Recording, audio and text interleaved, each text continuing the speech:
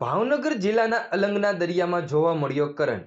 અલંગના દરિયામાં ભારે કરંટના કારણે દરિયામાં ઊંચા મોજા જોવા મળ્યા હતા।